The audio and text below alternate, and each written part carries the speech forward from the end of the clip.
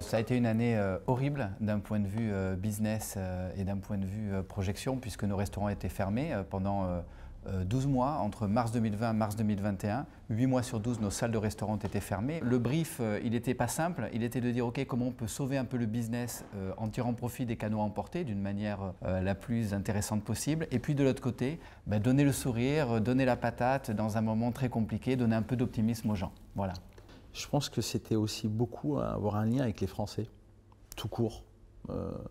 Parce on était chacun chez soi, parce que nous aussi, on vivait la même chose, on n'était pas nous à l'extérieur. Et je pense qu'en réalité, on s'est un peu fait plaisir entre nous.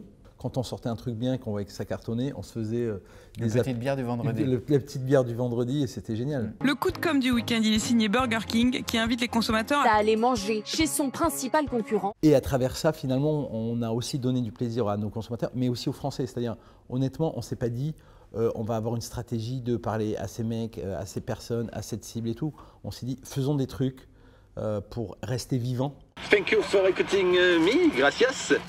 And see you soon chez Roi Sandwich. Sacré de merde.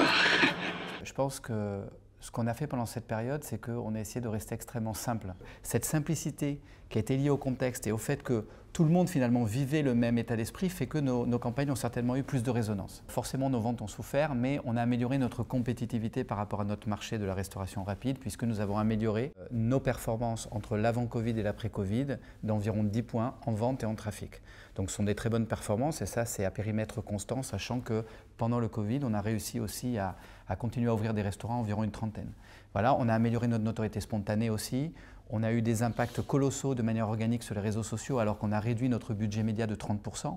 On parle de 20 milliards d'impacts sur les réseaux sociaux, de 10 millions d'interactions. Et puis, on a eu une amélioration de notre image. Et ça, c'est peut-être le plus important, c'est ce qu'on retiendra. C'est-à-dire qu'entre l'avant-Covid et l'après-Covid, Burger King est une marque plus aimée puisqu'il y a 25% des clients qui ont une meilleure image de Burger King après qu'avant la Covid. C'est quand même la preuve que même dans les pires des moments, le choix, de communiquer, 2, d'être audacieux, parce qu'on ne va pas se mentir, on a quand même fait des trucs où il y aurait quand même eu beaucoup de directions marketing qui nous auraient dit « t'es sûr qu'on va faire ça ?» Non seulement il fallait le faire, mais en plus ça a payé. Quand tu vois les Mexicains, une semaine après, qui vont chez Burger King en nous remerciant et en nous rendant hommage, moi à chaque fois que je vois cette image, ça me fout la chair de poule. D'ailleurs, rien que d'en parler, ça me fout la chair de poule, je trouve ça génial.